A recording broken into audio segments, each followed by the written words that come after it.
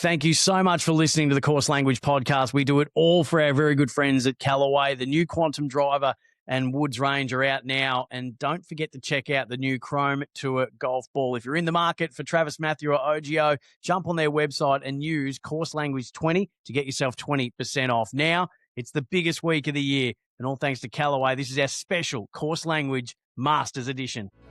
Augusta, your dogwoods and pines, they play on my mind like a song. Augusta, it's you that I love, it's you that I miss when I'm gone. It's the legions of Arnie's army and the golden bear's throng, the wooden shafted legend of Bobby Jones. Yes, indeed. Welcome to a special Masters edition of the Course Language podcast. It is the greatest week of the golfing year. Oh, and there's just a real sense of excitement in amongst the Course Language fraternity. We hope you're feeling it well. Sam Hargraves, golf commentator, golf tragic, joined by the man who played on tour, won on tour, teaches others to do the same. He commentates on tour. Lynchy, hello, mate. It feels like Christmas Eve. It is. The time of year rolls around and you can almost feel it. It almost feels like spring in autumn for us. This is as good as it gets, and we'll dive into why that is. Fair bit of golf going on, but it does feel a little like a precursor to what is the best event of the year for watching golf. We've got a whole lot to bring to you to hopefully set you up so that when it comes time, and we'll all be putting the kettle on, or maybe even having something a bit stronger, however you're going to get yourself through the night and into the early mornings. Sleep is an afterthought for what's coming up over a 4-day period, culminating Monday morning our time. We've got a whole lot that we're going to give you to hopefully arm you with all the best information that you can have, and you might be even able to find a winner as we'll preview the first major of the season. We're going to be joined by a friend of the show now, Dale Lynch, your old man Lynchy, Geoff Ogilvy's US Open winning coach. Take us inside the tournament from a coach's perspective. He's had a heap of players that have played it over the years. He's been to umpteen of them over the journey as well. So getting his insight, the things that we don't know and we can't see and we'll probably never experience unless you have a renaissance in your mid-40s. But I'm really looking forward to that as well. Absolutely, yeah. I mean, there's so many things that Masters Week brings that just continue to grow the legacy of this place, and that'll take us inside the ropes and what it's like on the ground. I've been fortunate enough to be there myself as well, so I've got a couple of little nuggets. Maybe there's people that are listening that have got a ticket this year that one of our mates at Yarra Bend, Rory, is on his way to the Masters as well. So a little bit of a couple brilliant. of things that I picked up while I was there. But, I mean, it just goes from strength to strength from whatever aspect you're enjoying the Masters. It gets better and better every year, whether you're a patron there, whether you're watching it on the couch like we will be this week, glued to our TV, whether you're a player.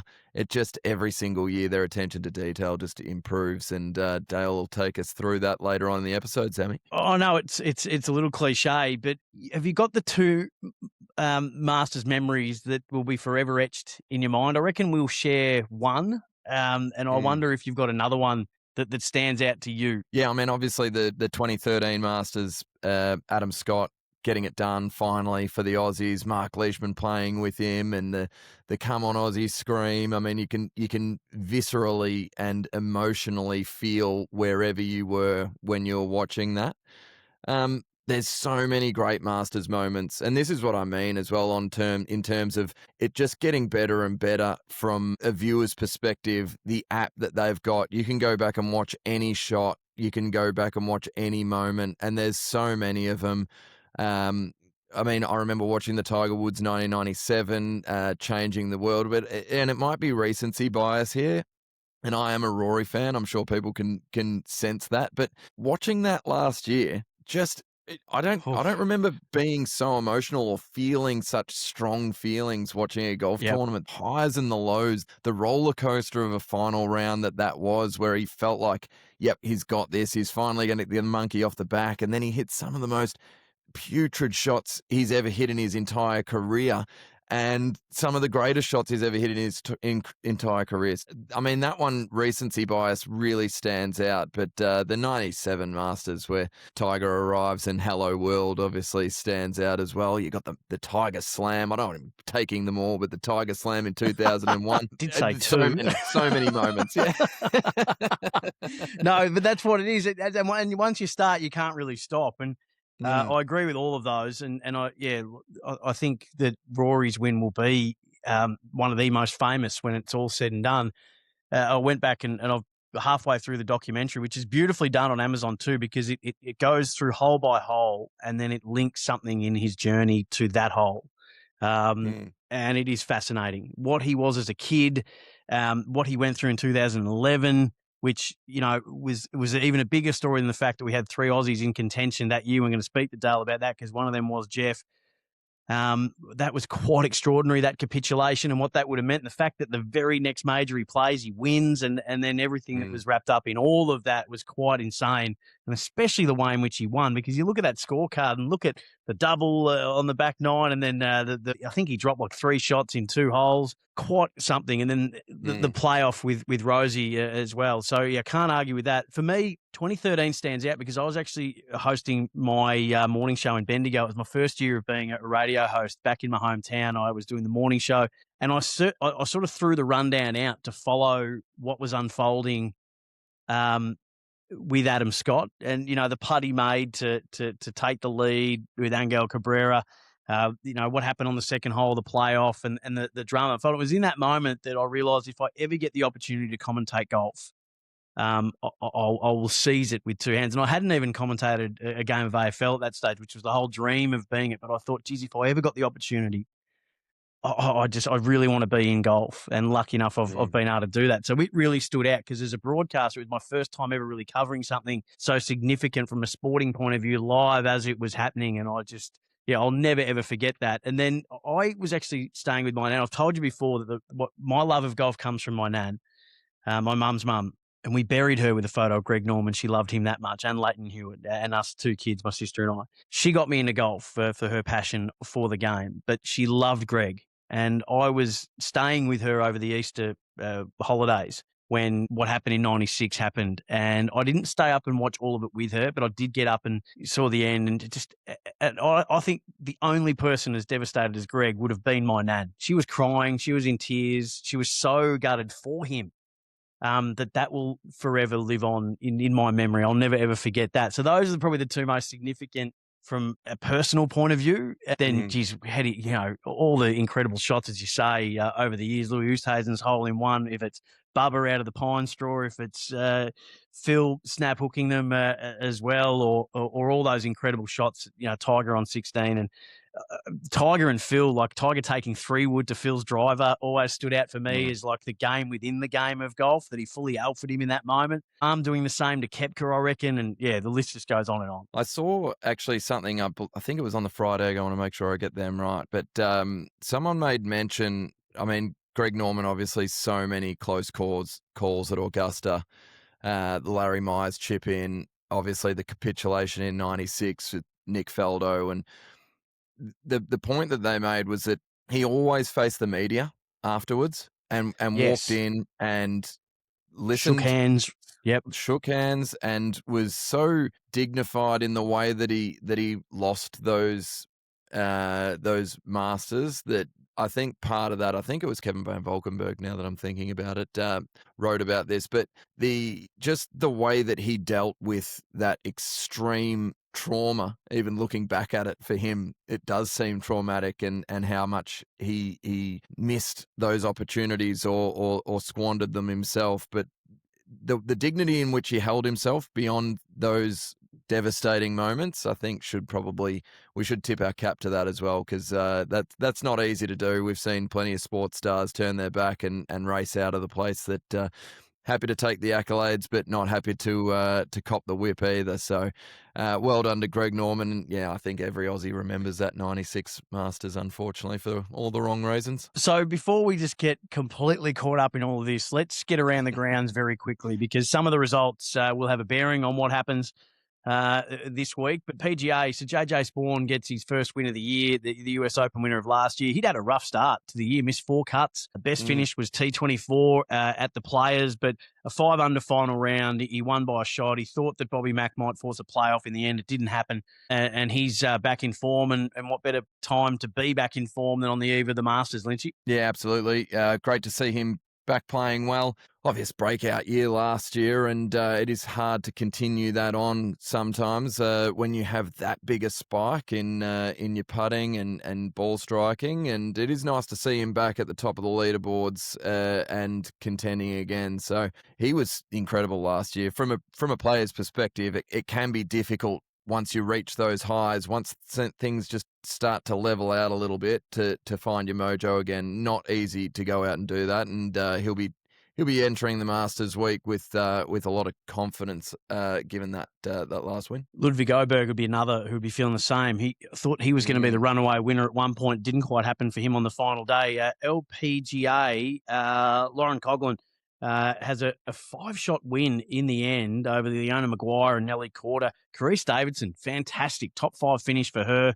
I'd have to double check if that's a best ever in an LPGA event for Carice, but it's certainly a superb performance from her in a big $4 million tournament. Absolutely. List keeps going on. We also had some success, as you mentioned, on the Asian Tour as well. Trav Smythe, he's got the monkey off the back. He's gone out and won in Japan. Just spectacular. I'm so stoked for him.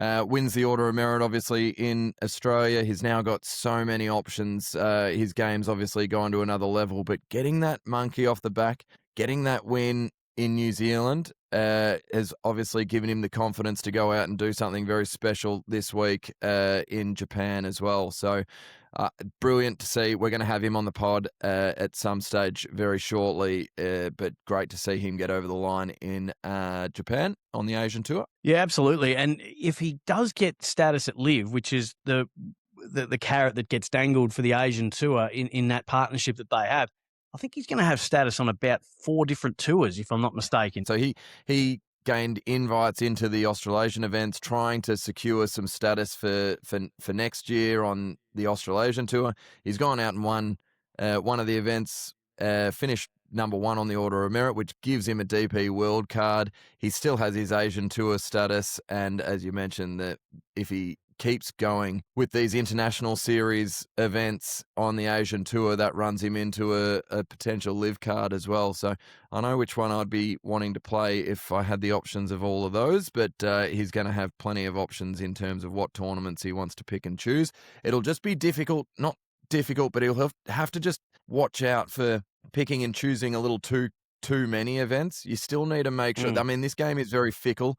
Now that he's won on the Asian Tour, that secures him for that tour. It obviously secures him for being an Order of Merit winner in Australia. So he's not going to worry about losing those. But when you've got all these options and you jump and you pick and you play on the DP World Tour, then you play in Australia, then you play in Asia, then you play it on LIV, you can sometimes just not play enough on the same tour to secure your rights for the following year. And things change really, really quickly, unfortunately, as we've seen with guys like Corey Lamb, who had to go back to Q School after finishing 12th on the Order of Merit last year, and things like that. So, I mean, he's got nothing to worry about, but I was stoked to see Travis Smythe get up and have that win over there. Australia's best ranked or highest ranked amateur women's golfer too, Reagan Denton, had an incredible showing at Augusta, at the Augusta National Women's Am. She finished in a tie for 4th. Just write that name down in a black book. We are sport for choice with young golfers, but especially our young women's golf and the men too. I probably shouldn't differentiate between them, but gee, we've got some talent coming through, and she's at the very pointy end of that. So congratulations to her. What a place to do it at. And that's a golf world sit up and take notice. We all knew in Australia, but now they know all around the place that she's a star amateur on the rise. Absolutely. And again, these 1%ers that Augusta Country Club and Augusta National do every single year. They get better and better. They've got the women's game improving. They've got the amateur game improving. They've got the world game improving. These are the things that we spoke about off the top that just keep this event this week just going to another level every single year. Well, that's a great little segue now to get into the main course, and that is the 2026 Masters. And when I say main course, Lynchy, we're going to make a promise right here, right now, that we are not going to spend one bloody minute on Rory's Masters dinner menu, because I was reading it going, why do I give a shit about a dinner I'm not going to? Why do I care about a menu of a dinner that I'm not eating at and never will? Again, it's just one of these brilliant traditions that the Masters does so well. It makes us ask questions. We're all curious about what it's like inside that champions locker room, what it's like inside the clubhouse, what it's like in these players. That it is such a small group of people that get to go to these things. I don't really care. I mean, I looked at the menu, seemed okay. I'd be interested in eating it, that's for sure. But look, I'd love to eat it. But yeah, I'd love to be invited to that dinner. And fortunately, I never will. But that again, it just all of these little 1%ers just add up to the greatest viewing experience. I actually would throw this. I think it's the greatest viewing experience and greatest sporting event on the planet. And if it's not already, it will be over the next little while. 1934, 92 years ago, it was established. And just to finish off on the menu, no one will ever beat Bubba Watson's. What do you have? Burgers and... This is the funniest thing you'll ever read. Go and look up Bubba's menu and you'll go, yep, just keeping it real, Bubba. Well, speaking of the broadcast, and you're 100% right, it's hard to fault it is a truly unique. I mean, it's hard. That's incredible to say, given how many golf tournaments there are in the world, in how many tours, and how often. To say that there is no broadcast like this is 100% right. So I just thought we'd work through some of the broadcast rules, Lynchy. You and I are both broadcasters, and this speaks to us a little bit. For those who are watching who might not be aware, there are really set words and phrases that broadcasters aren't allowed to say at the Masters. So you'll never hear Jim Nantz say the word fans. It's always patrons. Just keeps things a little more proper. Yeah, you're a guest of the club. You're a guest of Augusta National for the week or for the day. Whenever you're going down there, you're not fanatical. You're not a fan. You're a patron. What's the bit of grass next to the fairway called, Lynchy, on every course around the world? Well, we tend to call it the rough, the longer part of the grass. But not at Augusta. What do we call it? We call it the second cut. My goodness, that's my phone going off there. That we call it the second cut. The rough is not rough. It's the second cut. It's the greatest ringtone I've ever heard. Just starts to ring in the background. Apologies there. That's brilliant. Yeah, another one. It's more proper. The fairway is the first cut. The second cut's a little longer. And I think we could just about do away with the rough, to be honest. I want to see more balls run into the pine straw. I want to see these slopes take these balls into crazy spots, and any ball that doesn't have the right trajectory, right shape on it, get taken away into the pine straw, pine needles, and create a little bit of difficulty for some of these guys. You won't hear the word sand trap. It's always bunkers. You won't hear the words back nine. It's always the second nine. You won't hear driving range. It's tournament practice area. And it's not country club or golf course. It's Augusta National Golf Club. You don't say twosome. It's a pairing. Mm-hmm. And the fourth round, you'll never hear. It's always final round. I'm big on that. I'm big on that. I like that the final round is always how it's referred.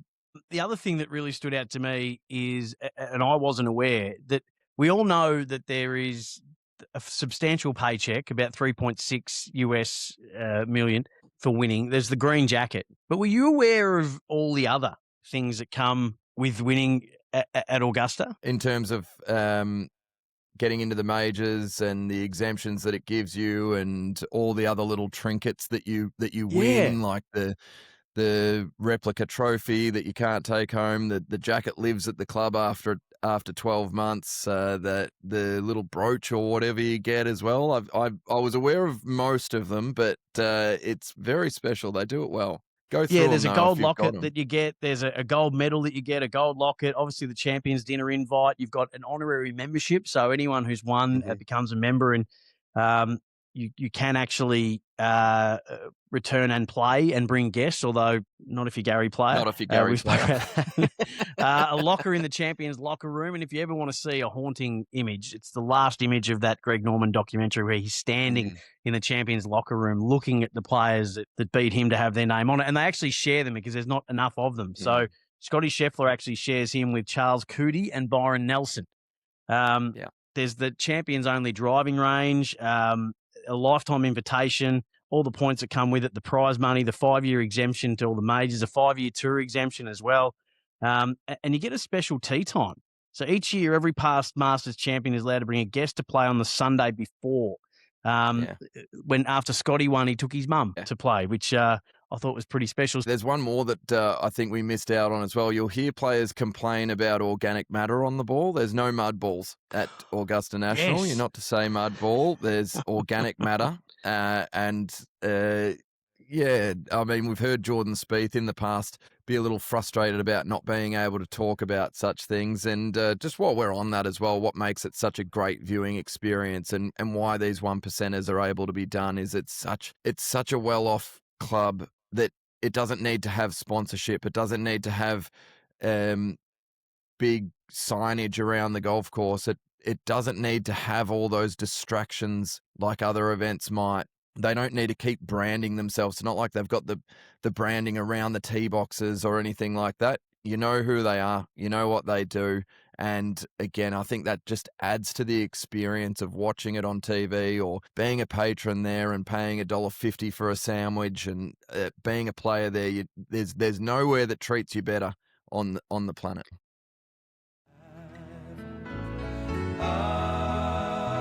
Augusta, your dogwoods and pines. So, Ryan, it is Masters Week, and we've been discussing the ins and outs and all of it, but it's one thing for us to be able to do it. You've been, as we've heard, but we wanted to get a man on who's been there, going there at least 12 times as a coach since 1999, around 7 players that he has coached firsthand around the fairways, greens, and locker rooms of Augusta. So it is a great pleasure to bring, I would call friend of the podcast now, considering it is his third appearance. Your dad, one of the greatest coaches of golf in Australia, Dale Lynch, has joined us again. Dale, hello, mate. Thanks, Sammy. How are you guys going? We're all very going well. We're very Dad. excited. Clearly, This is the best week. Ryan's in his green. I couldn't find anything that was Masters green, but I feel like we've come close enough.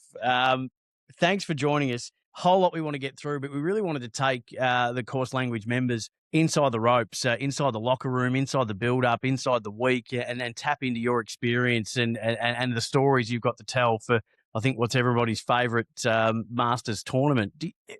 Why is that, do you think, that it is everybody's favourite major? Well, I think the one upside is that it's an event played on a great golf course, and it's played at the same event every year.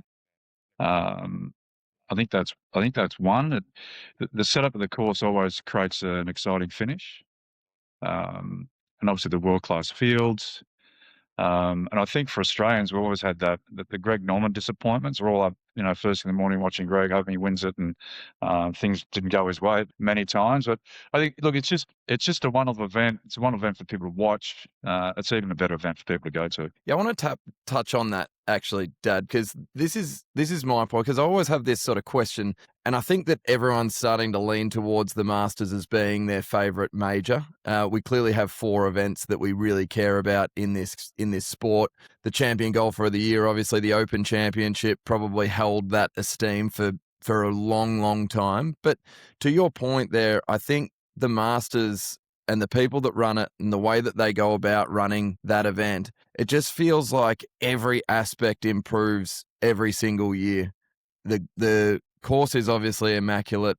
They leave no stone unturned in terms of allowing that golf course to shine, making sure there's not a blade of grass out of place, making sure that any change that they make is subtle enough that it fits in, making sure that the players, as soon as they arrive, they're treated to absolute perfection. On the grounds, having been there, the food and beverage offering is so cheap. It's crazy cheap. And then from our perspective, sitting on the couch and watching it from home, there's no better event. There's no paid advertising. There's no billboards. There's no silly commercials. The way that the broadcast goes about it, I think, just goes to another level every single year. What do you put that down to, and what are some of the aspects on ground that you've been to as a coach that highlight that, in your opinion? Well, it's one of those.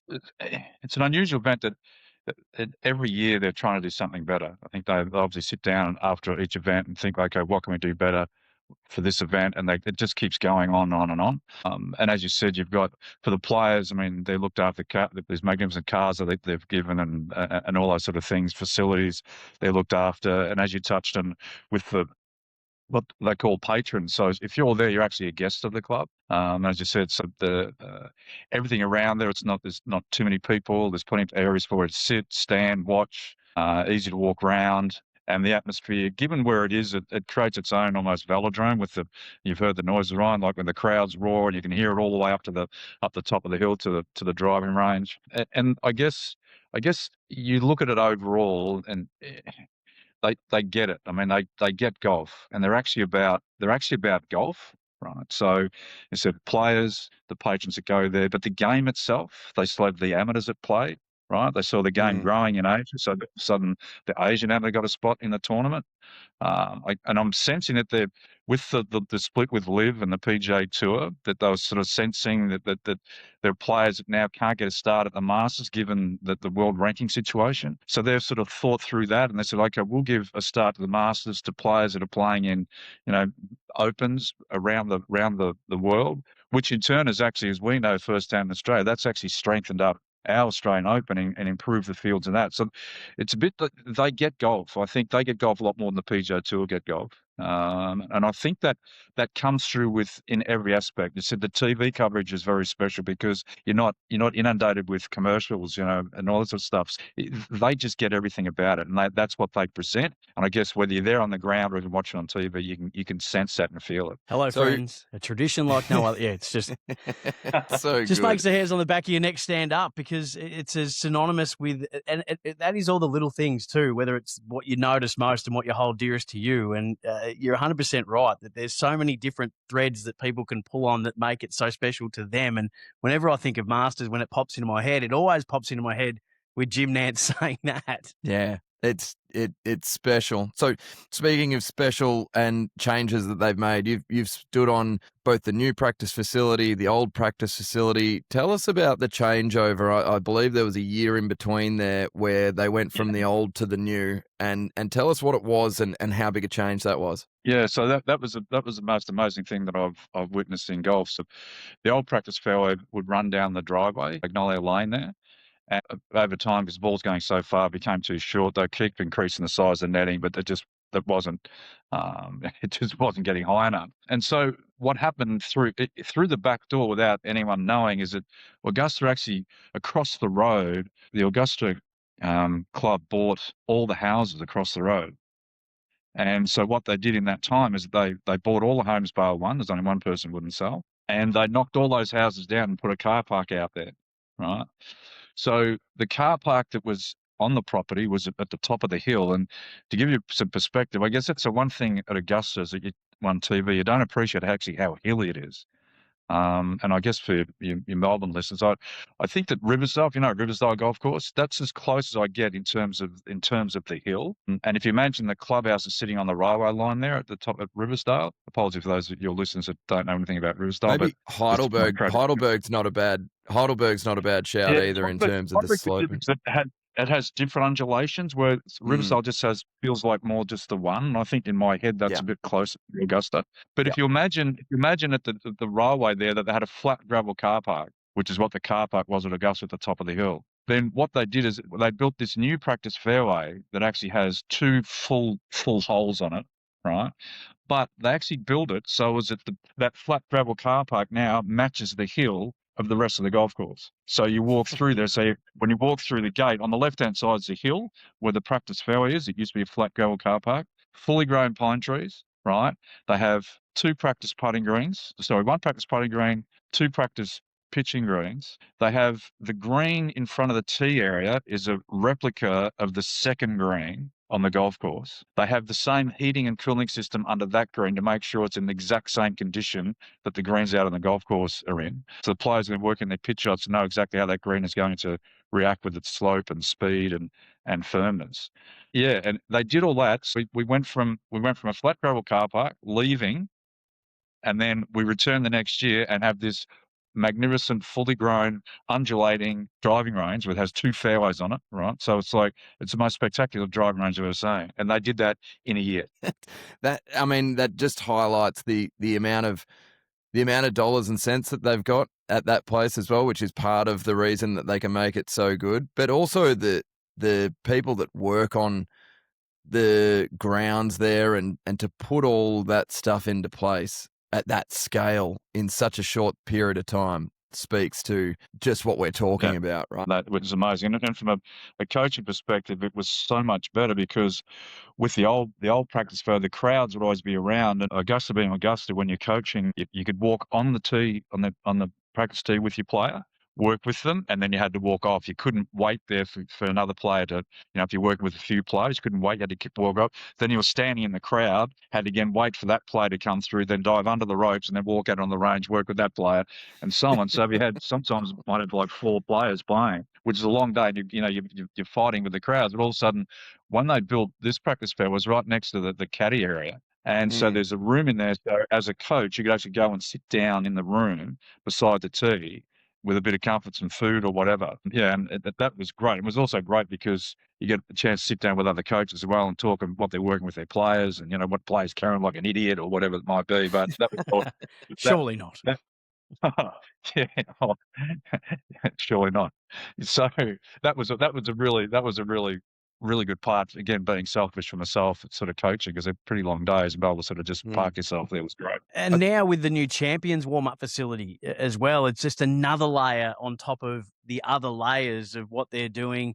And it feels like there's not it almost would feel like there's someone in charge of every facet. I always feel like sport's a symbiotic relationship between those who govern the game, those who play the game, those who attend the game, those who cover the game. What was the week like for you, Dale, in when you would arrive, and then just take us through because the rhythm of the week is something quite unique too, whether it be the family day or the par 3 day. What was your week at Augusta? Well, it depended.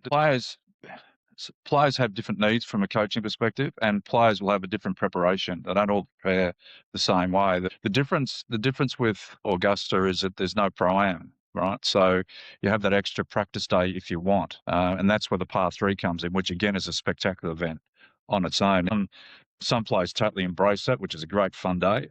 Whereas one player in particular found that just lengthened his week out too much. He got him away from his normal preparations. He played it in his first couple of years and decided not to after that. And I think that I would say the one thing that for me, from a coach perspective, the tendency was for players playing there for the first time, they would over prepare.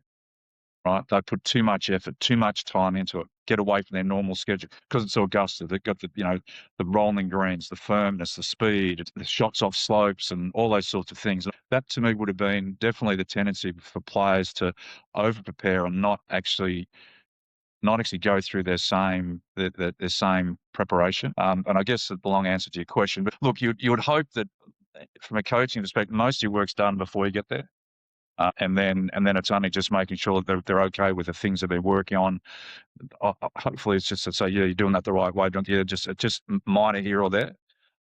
It may be if they played poorly through an early round to get on the range, figure out what's gone wrong, make whatever slight adjustment you need to, then go ahead again the next day. The one frustrating thing from a coach perspective at Augusta is because it's about the players that in the practice rounds, you're not allowed to walk inside the ropes. So you have to walk outside the ropes. Whereas every other tournament, you actually walk inside the ropes, which makes it way easier from a coaching perspective to, see what's going on and chat and have it with the players. But at Augusta, you've got to work around the outside, which makes that component of it more challenging.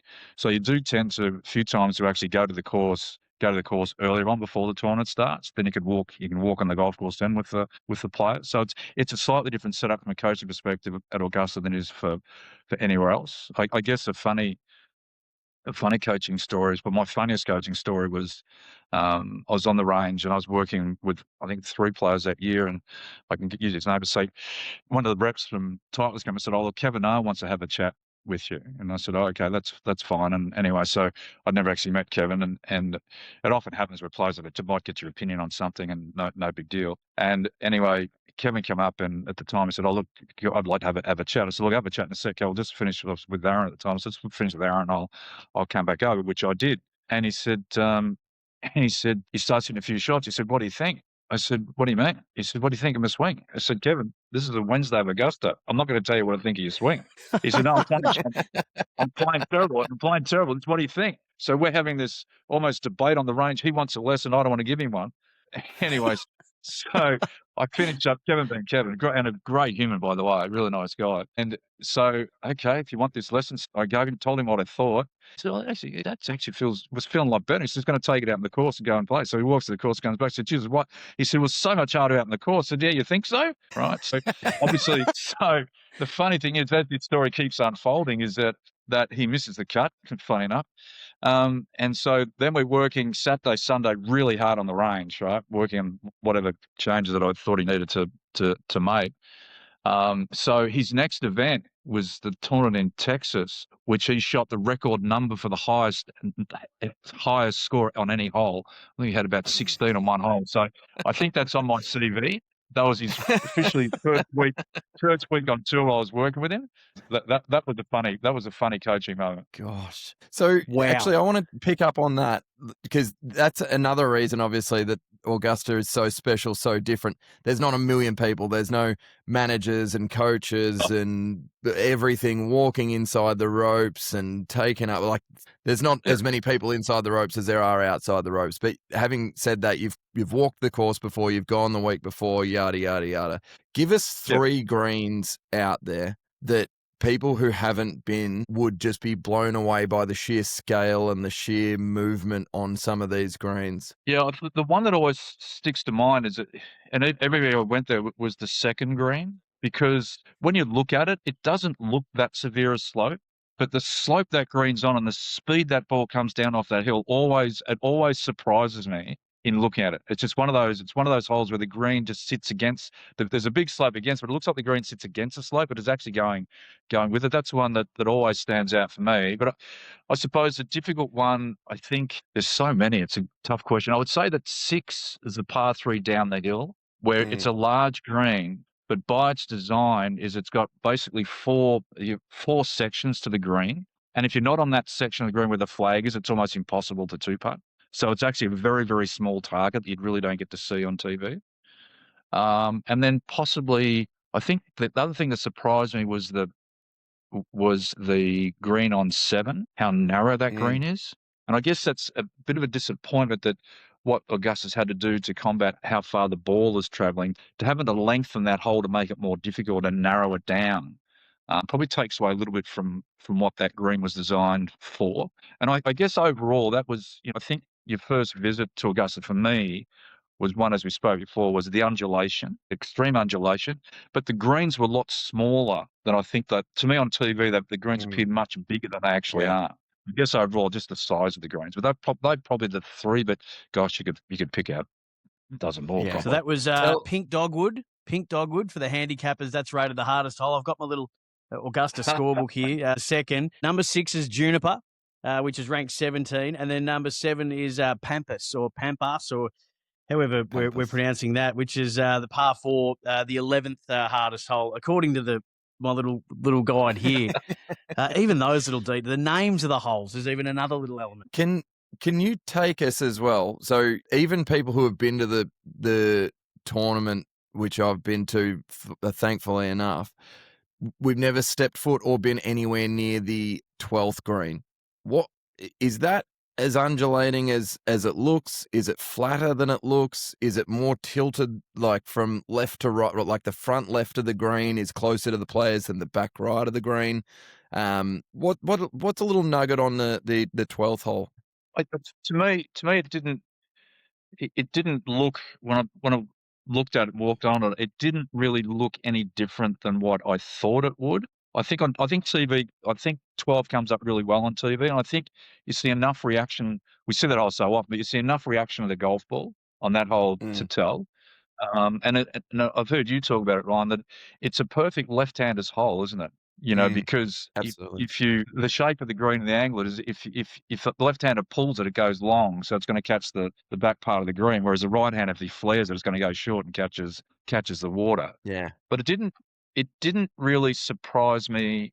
I just think what you see on TV is quite real, I think. For those who haven't heard me explain that before, a left-hander and right-hander, if they're both aiming at the middle of that green, to what Dad was talking about, which is where most players are aiming, straight over the middle of that bunker, and Tiger was able to execute that better than anyone else in the time. But both right-handers and left-handers are aiming over the middle of that bunker in the middle of the green, and they're taking a club that's going to land and pitch to the middle of the green. Now, if a right-hander does come out of it and push it a little bit, that ball's going to stall in the air. It's not going to fly as far, and it ends up inevitably finding the water. Whereas a left-hander, if they flare it, it comes up a little bit short, but the front left of the green is much closer to them. So that miss actually works out just fine, and their pull ends up going a little bit longer, so it finds that back right section of the green. So that's what we mean by a left-hander's hole. It's a left-hander's golf course too, to be fair. Like, and not as much now because of the length of the holes, but certainly back in, say, early 2000, where you had to work the ball around those dog legs, like the 10th, for example. It's much easier for a left-hander to hold the ball off and control the slide around.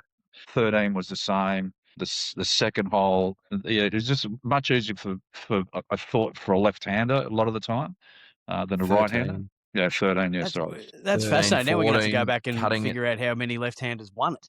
I'm going to have to go and check that out. Have you got a year that stands out to you, Dale? I know that Geoff came fourth in 2011. Have you got a year that stands out to you where you were going into a final day right in contention, and then what that day feels like different to any other day? And then just take us down memory lane of how that played out. Yeah, look, I guess that was, for me, from a coaching perspective, Geoff's finish that year was the closest that any of the players had come. Geoff had another chance on a Saturday. He was right in contention. I can't think of the year now, and he hit his third shot into the water on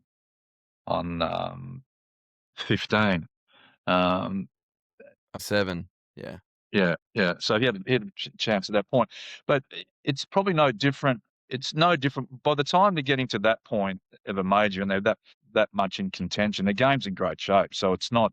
It's a pretty laid back situation from a coach. It's more on a Friday morning or something, when or a Friday when someone's struggling with a game and trying to make the cut, to play on the weekend is a lot more energy, a lot more effort. But look, generally speaking, in a major, or any tournament for that matter, if a player's in contention doing that well, you're not really doing too much other than just observing, to be fair, and maybe sometimes keeping a bit of company and trying to keep the stresses out, really. So what do you remember about 2011? That was his best, tied for fourth. I think he had a 19th, he's had a 16th and a 15th, but that was a top 5 finish, the best that he had. What do you remember of 2011? I guess as a point of interest for you, is it what always was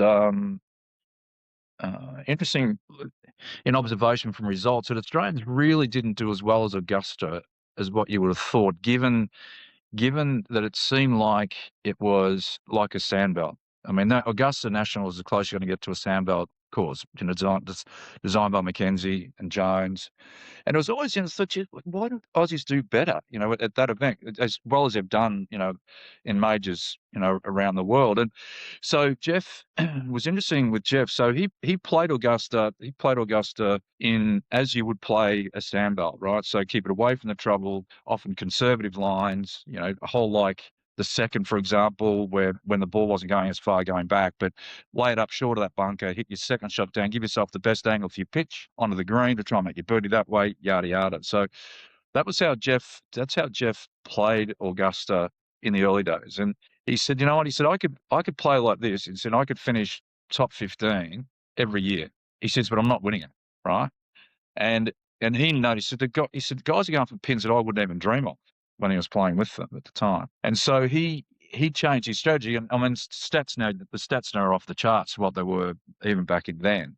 And it looked that the guy who made the most birdies would win at Augusta. So it was a total change in strategy for Geoff in terms of playing the conservative route based on what he would do at a sandbar course, and went the other way and just sort of, like, it becomes more aggressive, try and make as many birdies, yada, yada. So Geoff changed his strategy for Augusta, and that was hence why he had that better finish and put himself in. He was actually the lead in the clubhouse there for a little bit, but they were going nuts on that back nine. But I think that probably from like more of an inside thing that from a player's perspective, that was how Geoff then changed the way he played Augusta to give himself a chance to win. That was an insane Masters, by the way. And I know people remember Charles Schwartzel coming in and birdieing the last four to pinch it, but you had Jason Day, Adam Scott finished in tie for second. You had Luke Donald doing things. Geoff Ogilvy was up there. Tiger Woods was up there. Angel Cabrera was up there. KJ Choi, who you are very close with, obviously. Banny was coaching KJ Choi. He had so much success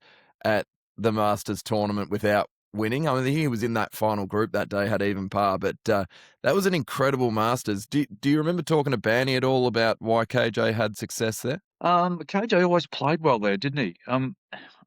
Yeah. I guess he's a great thinker, but he's always tinkering with equipment. You probably should get Banny on one time, but I got a feeling that was the year he actually played with a full set of hybrids. Oh, really? So he was. Yeah, there was one year, I'm sure, and I probably should have checked with Banny before I made this comment, but I'm pretty sure there's one year he played with a set of hybrids to get the ball to stop quicker on the greens. But KJ was a crazy tinker of equipment. I mean, every week on tour, he was trying something different, changing equipment, right? So I don't know, but with all that, but you're right, his record for someone who wasn't a long hitter, like that was he was very short hitter in comparison. But yeah, his record at Augusta was really, really good. And it's a funny thing with Augusta is that it's often the players that play well at the Masters just keep playing well at the Masters. And you got Rosie, for example. Even he would come in there not in any great form at all, and he would be up the top of the leaderboard. It just seemed the same sort of players would be there, not every year, but it's certainly on a very, very consistent basis. I think that's something to it as well. Dale, you mentioned that the Aussie record at Augusta, so we had to wait another couple of years before we finally had Adam Scott salute. But in that year, on the final day, Jason Day has a 68, Scotty has a 67, Geoff has a 67. Was it feeling like amongst the Australian fraternity that this was it? This had to be, well, surely this is the year. We got three guys all pushing up the leaderboard. Geoff's in the clubhouse at some point. Surely it must have felt like the wait is over. Did it have that about it? It was the interesting one. I guess the only thing with Augusta, because everything is as it is, that the players are very separate, aren't they? Staying in their houses, and so you don't get quite the same thing as people staying in the same hotels and building up that sort of that rapport. So it didn't probably have that to it, other than the fact, I guess, being an Aussie, like all of us, that you felt, this was going to be the moment, wasn't it? And that great photo of Lee giving the fist pump when Scotty makes that putt, sort of classic. That sort of typified, I guess, the overall attitude, without it feeling any different, but just the overall attitude of how Australians felt. You were there that year, obviously, when Scotty did end up breaking through. What do you remember from that? Well, again, it was just, look, it was just that moment for Aussies. Just everyone was waiting for an Aussie to win, and they had to go through the playoff, obviously. But yeah, look, it was just a special moment. Well, that was pretty cold and damp, but just very, very special time, wasn't it? Well, we were speaking about 2011, and that's famously the year that Rory capitulated. Balls being lost. I was watching the doco on Prime. He said, I found myself in places that I didn't even know existed. There was a set of cabins, and and that was extraordinary to see it all unravel in the manner that did. And he was quite young at the time, so I suppose that was probably more the story of the day than maybe is today the day that an Aussie's going to get a green jacket. All of that stuff sort of adds, doesn't it, to the history, the legacy, the mythology of the course, whether it's the names of certain things or this is the hole that such and such happened, if it's not Tiger on 16 or whatever it might have been. Is there something about the mythology of Augusta that always sort of gets the hairs on the back of your neck standing up, Dale? Yeah, look, it is. It gets back to the earlier discussion where because it's played at the same venue, right, and it's played on a great golf course. You know, Ryan, you've been big on the fact that the golf courses matter. And I think that Augusta sort of typifies that fact, right? The golf courses matter. It's a great golf course. It has the same event, right? So therefore, and again, often the harder it is to win, the better it is for the person that wins it. It's like it's so much a better feeling. And it's like because everyone that's won the Masters has grown up as a kid watching that golf tournament, right? Every year, so they know it, right? They know all the disasters. They know exactly what may or may not happen. And so on and so on. So it just keeps going on. It's a generational thing, really. I think the other thing that is so underestimated around there, as you mentioned, the slopes, the amount of echo that the crowd make. You could always tell which player the crowd was pulling for at the Masters, and you can feel it on the TV as well.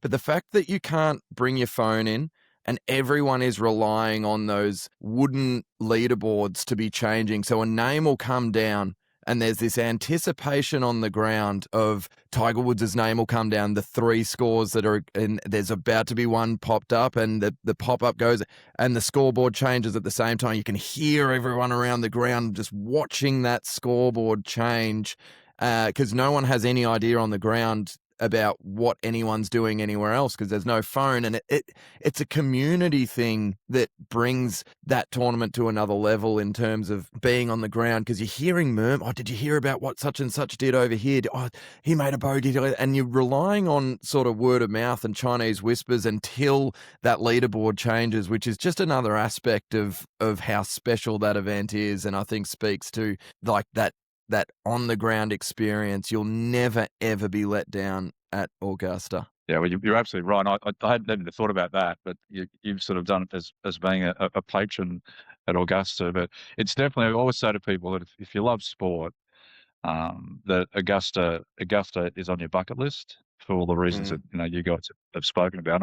And I think too. I think the Open at St Andrews is a very special event as well. But they're the two things I think for sports lovers that you need to get there. In our comprehensive Masters preview, Dale, we're trying to set up the Course Language family with as much information as they can have to make an educated guess on who's going to win and why they might win. And before I get you to give us the holes that'll matter most and then who you think your tips are for this week, maybe who you think will win, long shot, and then the best Aussie finisher. I want to know, how much did you get offered for your coaching pass when you'd step out outside the ground? Yeah, so we're in the white Cadillacs. The players get white Cadillacs, of course, in the south. So we drive around in white Cadillacs, so they know the players in them. And there we pull up, and one of the guys that was obviously trying to sell tickets and buy them, he stuck his head in, and he just said he had this great wad of cash. He pulled it out and said, "I'll give you $8,000 for that badge." And I said, then he looked across and saw the clubhouse badge on the other person, I'm not going to use names, and said, "I'll give you $35,000 for that." And no deal. Oh, that's incredible. So that's just incredible. Take us there then as well, because that's part of the on ground experience as well. Augusta is a very, very small country town in like the south of America. No other reason you'd probably wander there unless you were going to go play that golf course, or like how vibrant that place becomes for 1 week of the year, and how much of the economy of that town is built around that 1 week of the year. Give us an idea of how many people are standing out the front of the gates or in houses trying to sell their house for car parking, or trying to hock a ticket or sell tickets that they've got hold of, and give us a bit of an insight in that. Yeah, well, as you said, you drive through Augusta. You can actually drive past the golf course, not even notice it. Really, it's sort of behind the bushes and trees. And so the town has nothing going for it at all. It's just a small town. You wouldn't even dream there's going to be a major golf tournament there. But the interesting thing is that it does have a small airport at Augusta, and at the start of the week, the private jets are just lined up like cars in a car park in this little airport. That's one thing I just find quite staggering. And the people, this is a funny story. So the people line up outside at like 3 or 4 in the morning, right? And the gates open at 7. And at Augusta, you're not allowed to run. Everyone has to walk. You're not allowed to run. That's right. right. I remember one year we got there early, and we're actually in the clubhouse itself. They so the people are queuing up because they bring all their chairs, and they go and place their chairs in their favourite spots around the course. And Augusta being Augusta, once you place your chair there, that's it. No one touches it. It's your chair, right? So these people line up with their chairs, particularly around 18, right? And so all these people, they let them in the gate, and they're all trying to get to the front. Some start running. I said, no running, no running. All of a sudden, you got this, they're all walking like they're in the Olympics, with their chairs. And then someone starts running, no running, no running. It's massive people coming down the walkway. And then they stop them again at the gate. And then they open the gates to the course itself, and they're all, no running, no running. These people walking as fast as they can. And when you're at the top of the clubhouse looking down at all this, it's just hilarious, absolutely hilarious. But I think that's all part of it too. Well, now I know that if I ever go, I'm going to go with Kerry Saxby Jr. And get her to get out with the power walk and get out ahead of the crowd and get us a good spot. So, Dale, this has been amazing. Before we let you go, holes that are going to matter most, and a couple of tips of who you think is going to maybe have a green jacket around their shoulders come early Monday morning our time. Well, I think holes that matter most. I think 13 and 15, obviously the par fives. On Sunday, those two holes really can really start to change the tournament a lot. And then I guess you'd throw 12 in, because 12 is 12, and we've seen what it can do and what players have done. And I have been there a few times where, the flag on 11, they run parallel, where the flag on 11 is going this way and the flag on 12 is going that way, right? And the players have to try and work out what on earth they've got to do. A fade against this flag on 12 is in a lot of trouble, but you've got to make sure the wind is actually coming from there, because the flag right beside the tee is going that way. So it's a pretty crazy little spot. But I think, for me, if you had to give 3, I think those 3. Who wins? Would you like to see an Aussie win, wouldn't you? That would be great. But you would think, I just think that how good Rory's playing, and now he's got that off his back, having won. I just think it'd be really clear air for him this year. So he would be my first pick, and it's going to be very obvious that Scheffler would be the danger. But I thought it was interesting if you guys posted with the stats from the strokes gained in terms of who the list might be. But I think the obvious are those two. But I think Rory this year, I just think it's going to be clear air for him, will be my tip. The Aussies, I'm going to say Cam Smith. Ooh, like it. Off the board. It's a great record. Spoke about it earlier. He's got a great record there. Getting back to my point before, people play well there, and he has. So I'm going to go with Cam. Yeah, love it.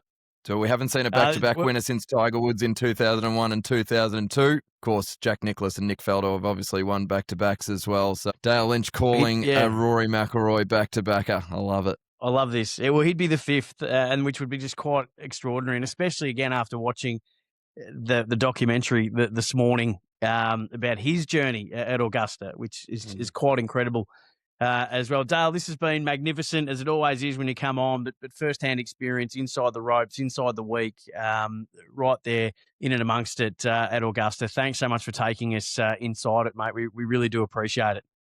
Yeah, pleasure.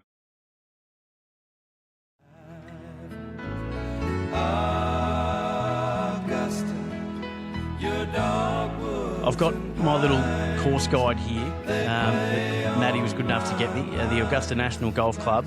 So tea olive, pink dogwood, flowering peach, flowering crabapple, magnolia, juniper, pampas, yellow jasmine, Carolina cherry, camellia, white dogwood, golden bell, azalea, Chinese fir, firethorn, redbud, nandina, and holly. They're the 18 holes by name. Tell us the holes that you think are going to matter most before we get into, I suppose, some form references for people if they're trying to figure out who's going to win this and why. Yeah, there are so many holes around Augusta National that are true birdie holes, that are par half holes. What I mean by that is, like, if you hit a good drive on 13, for example, everyone knows that if you don't make a 4 there on Sunday, you're probably going backwards, or you're losing one to the field if the weather's half decent.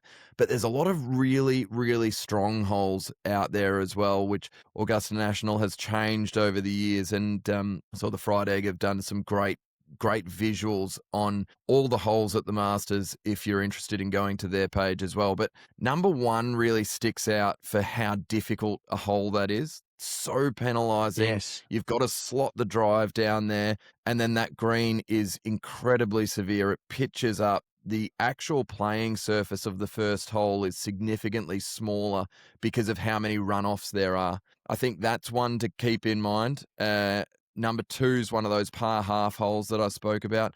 Number 3 is just so good. Short par 4, incredibly difficult green, such small quadrants on that green, which mean you have to be very, very precise with your pitch shot, which is why you'll see a lot of players lay up, because they can create a little bit more spin, which helps hold those little quadrants, and you can be a little bit more precise with that. Number 7 might be the tightest driving hole I've ever laid eyes on. It is a corridor down there, and the fairway slopes a little bit more from left to right than you think. So to hit that fairway and find the fairway, you really do have to shape a little shot from right to left.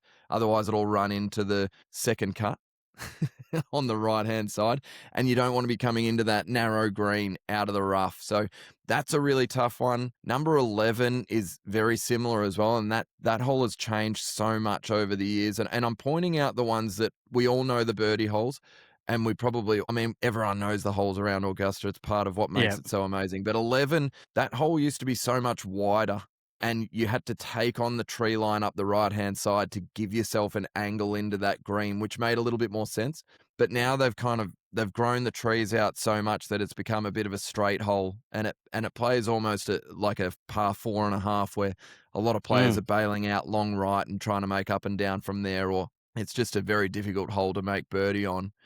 And the obvious ones, obviously, are the par 5s. You've just got to make as many birdies as you can. I think history says that even with Rory last year having multiple double bogeys, he had the most birdies and the most eagles as well. So You've got to attack and you've got to make birdies. So 13, 2, 15, and number 8. Number 9's a birdie hole if you can find the fairway. Number 3 is a birdie hole if you can find the fairway. And number 14, you can make birdie if you find that. That was another green that, being on ground, you can't believe how sloped and how pitched it is from the players left to right. It's just crazy, that green. But it offers an opportunity to make birdie, and 18's also pretty narrow, but nowhere near as narrow as number 7. So that's... I know I've just about run through the entire course there, Sammy, but you could, because you've been massive on this, that the golf course is as big a star as the players, and there's probably no greater course, and on par would be St Andrews, the old course, where that is never a truer word spoken when it comes to Augusta. Augusta probably is a bigger star. I would say that. You say that the courses have to be as big a star as the players, and I wholeheartedly agree. In this situation, and probably with St Andrews, the course is the biggest star of the week, and so you're 100%. You're well within your rights to go through hole by hole. When we say that, it doesn't matter who's playing. You can take in, drop out. You can put yourself at 96. And have all the players that are there. You can put yourself in 2025. You can put yourself in 1946 or 1958. And the course is the star. It's the players that have to navigate, and they become the conqueror of that course. But the course remains the star throughout eternity and throughout time, which is why we have to pay attention to it. And it's taken down the biggest names in golf, even if they have got it eventually. I think Augusta still has the winning record. I want to mention one more thing that you were leading into before. Sorry to jump around a little bit, but one other thing that you get at winning a Masters is obviously you get a lifetime exemption until you're not competitive anymore. And I saw the other day that one. that Langer, Bernard Langer, this is his last Masters. Now, I would argue that he's still pretty competitive. I believe he made the cut last year.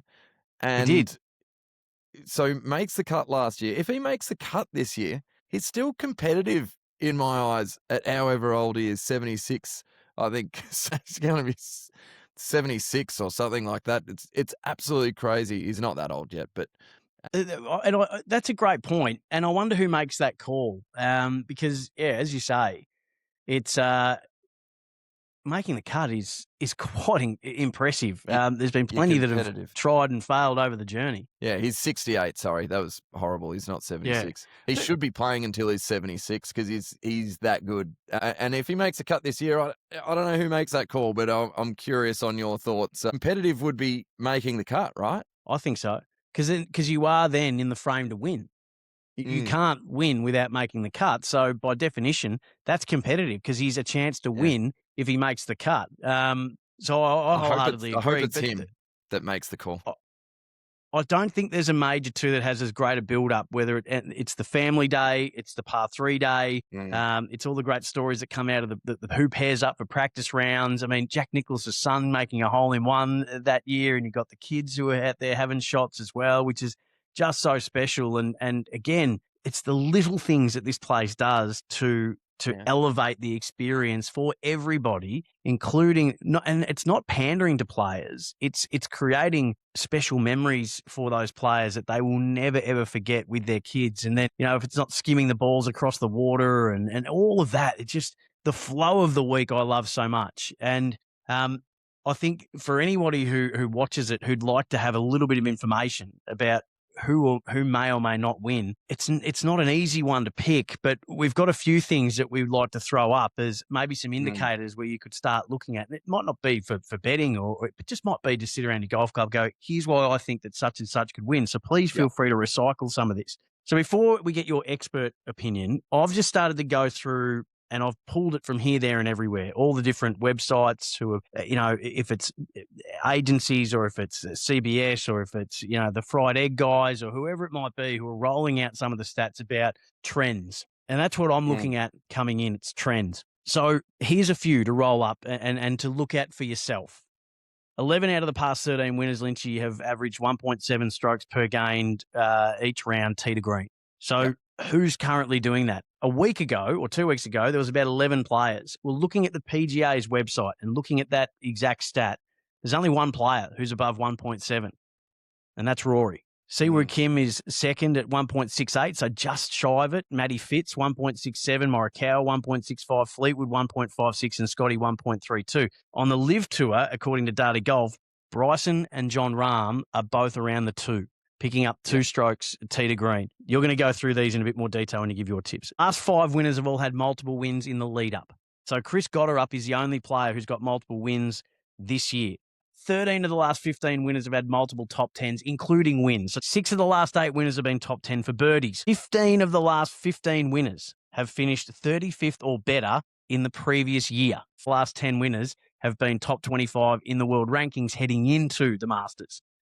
Yeah. So those 12 people are Scheffler, McIlroy, Fleetwood, Schauffele, Rose, Morikawa, Matsuyama, Oberg, English, Hovland, Reed, DeChambeau, and I'll throw John Rahm in as the other because the rankings aren't quite fair in his regard. So there's 12 players and Rahm who would fit those categories that are 100%. Who are your top 5? So we're going to go one for one. Who's your number 1 to win and why? For me, I've got Bryson on top after much equivocation. I had a hard time splitting him, Rahm, and Rory, but I've gone with Bryson on top. Okay. Well, I'm going to go a little bit off. I think we're going to have similar names that we're going to see here. But my number 1 to win this week, I'm going to say, is Ludvig Åberg. He's just put together some pretty impressive play. He's had 3 top 5 finishes in a row coming into the Masters. I'm glad that he played this week at Texas. And he's just got all the attributes. Considering that he's played 2 of them, and he's finished inside the top. I mean, he should have finished inside the top 5 at both of them. He melted down on the 18th hole last year, but finished second a couple of years ago in his first appearance and had a chance right at the pointy end last year as well. He drives it long. He drives it straight. His iron play is improving, but clearly he loves this golf course, and I'm putting him on top this week. I think Ludvig is the man. Well, and he's Number second, two. I think, in the first year and seventh last year. And his record straight away at Augusta is amazing. And Bryson used to hate it, but his last 2 years have been brilliant.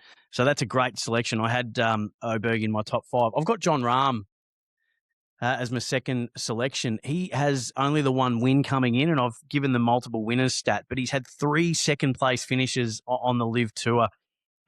He's a former winner, plays Augusta brilliantly. He would have been disappointed when he fell away last year, but he was still top 20. So I think he'll be right in the frame again. Yeah, tend to agree. I don't think you can look past how well he's played this year. I think it's an important aspect, the fact that Liv are playing 4 rounds now as well. So we've got a little bit more data that we can look at. I mean, he ticks every box, John Rahm. So confident, as you said, winner around here before, which I think takes a big weight off your shoulders. Trying to win here for the first time.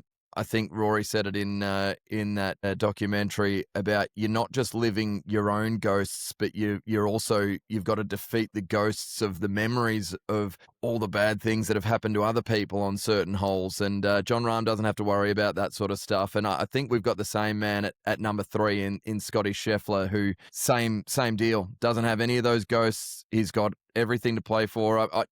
The only question mark I've got about Scotty Scheffler is the fact that he's just had his second child, and whether or not that's thrown his rhythm out or thrown his routine out is undeniable at this golf course. His precision with his iron play has been off this year from previous years. So that is a little bit of a worry, but the same reasons that we spoke of in terms of John Rahm not having to worry about trying to win this green jacket. Who gives a shit for the first time makes a big difference as well. So Scotty Scheffler's undeniable, Sammy. I think I've got him at 4, but he came T8 after he had his first kid at the PGA Championship, and he had his and that was a couple of weeks after winning his first Masters. So his wife was very heavily pregnant at his time. So babies in and around Masters and majors, he still performs pretty bloody well. Does Scotty? I've got him at 4, though. I've got Rory at 3. I think he could become the 4th player to go back-to-back. We know that Woods, Nicklaus, and Faldo are those. But it holds no... I think the demons are gone now. The Grand Slam is achieved. I think he plays majors now with a sense of freedom that he's never been able to play with.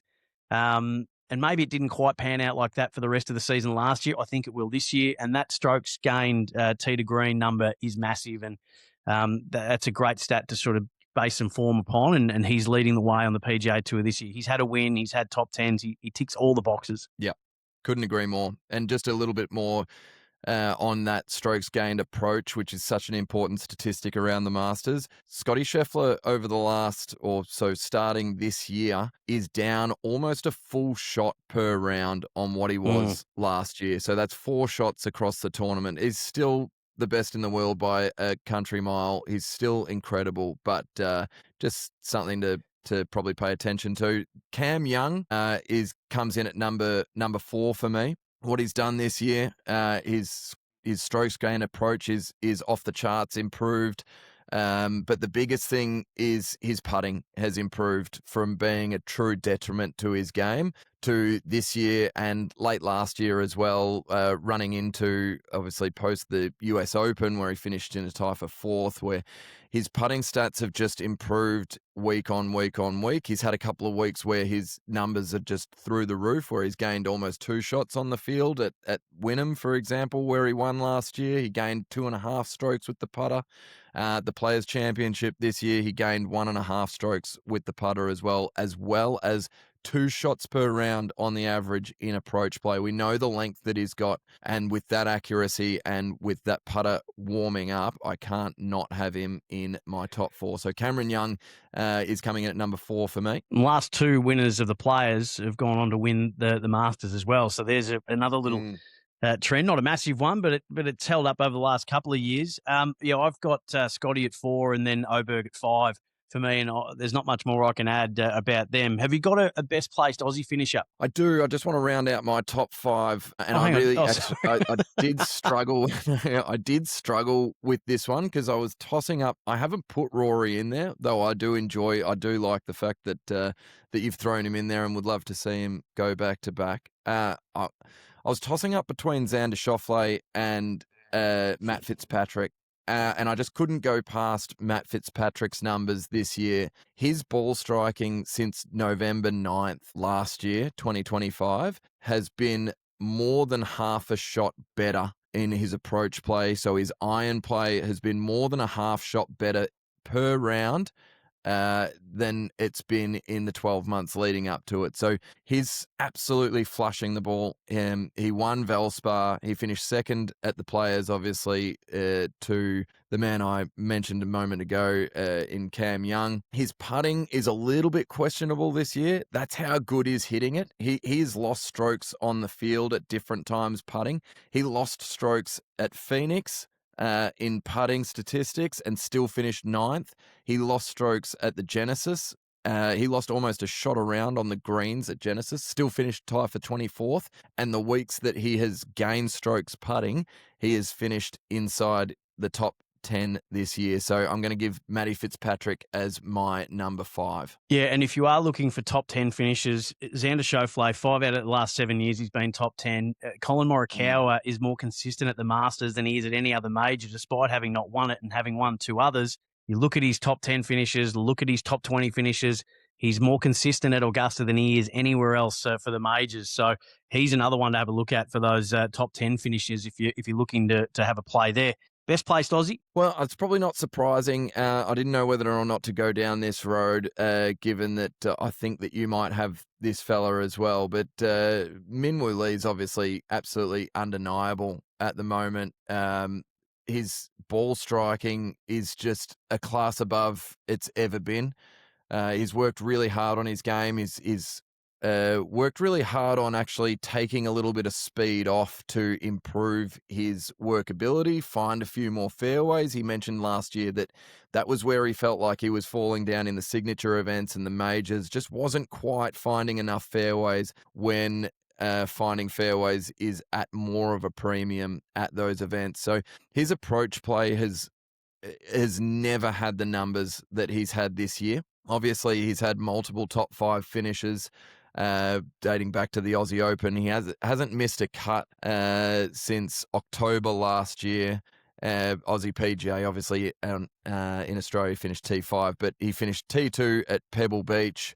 He finished T6 at the Arnold Palmer Invitational. He finished T3 at the Texas Houston Open. And the thing that's jumping off the page for me is just the distance that he still has. It's still elite, but his approach play and his putting is better than it's been for almost 12 months as well. He had a little period in September last year where his putting was well above average, and by well above average, he was at gaining half a shot around on the field. But at different times this year, he's gained up to a full shot, up to 2 full shots at Pebble Beach as well with the putter. And that combination of hitting it better and the putter rolling well at a place that he's played quite well at as well around Augusta, I'm expecting him to jump up and have his best result this week, Min Woo Lee. Yeah, me too. He's crushing the quantum driver. He's just so smooth with the Opus wedges, all thanks to Callaway.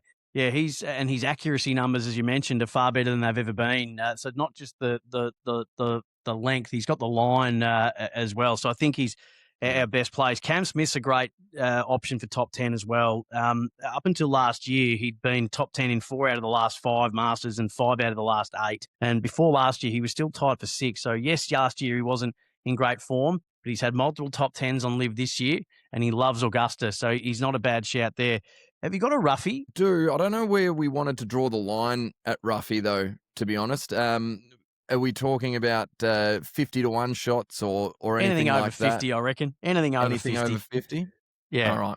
Well, I'll get to my roughie in 1 second. I just want to quickly shout out Adam Scott as well, since we're naming. We might as well run through all the Australian players and talk about where their games are at. We'll have a quick chat about Jason Day as well. Adam Scott is flushing the ball, absolutely flushing the ball. Now, he regularly does. His approach play this year is really, really strong. His putting's been letting him down, and his accuracy off the tee has been down a little as well this year, but don't count him out. He finished 4th at the Genesis. He's been playing really solidly. He's obviously a pass winner around here, and certainly worth having a little look at. And did you want to do Jason Day as well? Yeah, rounding out Jason Day, who's been a little bit sporadic this year. His approach play is well down on previous years. Unfortunately, his iron play has been letting him down a little. He's still got the length, but hasn't quite been as accurate off the tee as well. Now, those numbers do come down because of the 2 cuts that he missed at the Genesis and Arnold Palmer. He has had back issues at times. He's been trying to make some swing changes to negate those issues. When he has played well, he's relied really heavily on the putter. He finished T2 this year at the American Express, which is a bit of a putting comp, that one, to be fair. But he gained 3 strokes on the field just about in putting a day, which is crazy. His around the green stuff that week was incredible as well. And the Texas Houston Open, where he finished 6th last week, his putting was, again, he was sort of level with the field in terms of approach play. Off the tee, he was gaining slightly, around the green gaining, but his putting was thereabouts. So he was putting really well. So the form lines in all the Australians coming in, I would say that certainly Minwoo Lee is on top from an Australian perspective. Then I would put Adam Scott right there. If he can just find the putter, if he can just find some of that magic on the greens, I expect him to be right there as well. Cam Smith and Jason Day, as we sort of spoke about, not quite coming in with the hottest hand, but they've had some incredible results around this golf course. And as we know, past performance around here is a reliable indicator of future performance, typically around Augusta National, mate. Now, getting to my roughie, again, he's $51. We've spoken about him, but Siwoo Kim is my roughie this week. Just good one. Just That's a hitting great the shit one out of the ball. He is absolutely flushing it. This is the only major that he seems to do any well in. He's an enigma, this bloke. Just flushes it, but can't get the thing going on the putting green. But here's my roughie this week. Amazing that it's the first Masters since '94 that neither Tiger or Phil are going to be playing at for different reasons. So it's worth noting that as well. I've looked back at a stat here with my roughie, and these blokes are both paying about $81. Horton Smith, Gene Saracen, who's got a bridge named after him, and Fuzzy Zola in '79 are the 3 players who have won the Masters having never played it previously. So Chris Gotterup for me is that guy. If it's not him, Teddy Bridgman and Ben Griffin are probably the other 2 you might want to look at with this stat. But Chris Gotterup's won twice this year. He's roared up the rankings, never played a Masters before. But if anyone was going to win having never played it before, you can't fault the form of Chris Gotterup. And he does feature pretty high up in a lot of the statistics that we've spoken about that people need to be doing well if they're going to go well at Augusta. So he'd be my roughie. Love it. Just chuck in the name Jake Knapp as well as another roughie who hasn't played. I don't think he's played at Augusta. I could be wrong there. I have to double check that. But he's played it once. Nice. He has been absolutely rolling the potato. He has putted beyond belief so far this year. Everything else is kind of thereabouts. We know how long he is. His tour average kind of everywhere else, maybe gaining here and there with his approach play, which is not super consistent typically. His off the tee game is a little bit weaker as well. He's got that length, but the accuracy kind of lets him down a bit, but he has been putting the absolute dots off us. And the form line that he's had this year, T11 at Sony, T5 at Farmers Insurance, 8th alone at Phoenix Open, T8 at Pebble Beach, 6th at Genesis. He missed a cut at the Players, which really hurt him, but T6 as well last week at the Houston Open. So he's finished inside the top 10 in 6 out of his 7 events, which is undeniable. Looking at that is $71. Yeah, I think it was 5 coming into this. Yeah, so this week, but yeah, that's a great shout. And we spoke about those multiple top 10s have been a feature of the winners 13 of the last 15 years. Well, mate, I reckon we've pretty much got everybody all set. I know that I rolled out a heap of stuff before, but there's some form line stuff. There's our tips as well. Have you got a villain? Have you got a potential villain? This year feels like we had the feel-good story last year. We really had that kind of feel-good story. We had the up and down. We had Bryson and Rory dueling it out. Whoever you felt strongly for it was such incredible atmosphere. We had the winner, obviously, at Rory McIlroy. I just get the sense this year that we might be due a villain winner, or not a villain winner, but someone from off the page, or someone that might stir up a little bit of controversy. Do you have one of those for me? Well, it would have to be Brooks, because if it's going to, Patrick Reed might be, but he's doing it by the long way. So I don't think that he's got as much villain about him as maybe for those who are still a bit peeved. And there's still a couple of players that aren't wrapped about what they thought were a bit light the sanctions. For a man that's come runner-up twice at Augusta, 2019 and 2023. Brooks has come second. So if anybody's got to fit the bill, by the way, he was helping people caught under golf carts, so he's not really a villain, but he's probably as close as we will get to an actual villain winning. But he plays Augusta well. He's got a great track record there. When you look at over the years, he's had 3 top 10 finishes.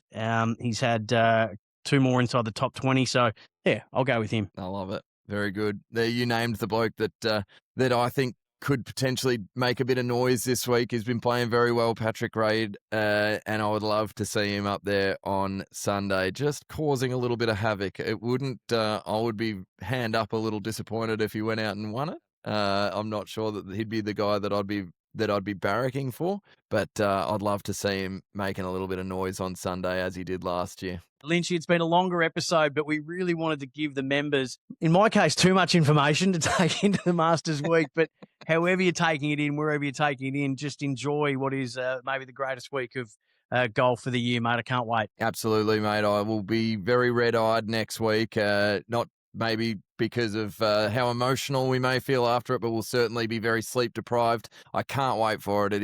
It really is the best, mate. You enjoy Masters Week, and thanks for everyone for listening. We'd love to hear from you during it. So if you want to hit us up on the Instagram at Course Language Pod, if you want to email us, courselanguagepodcast@gmail.com.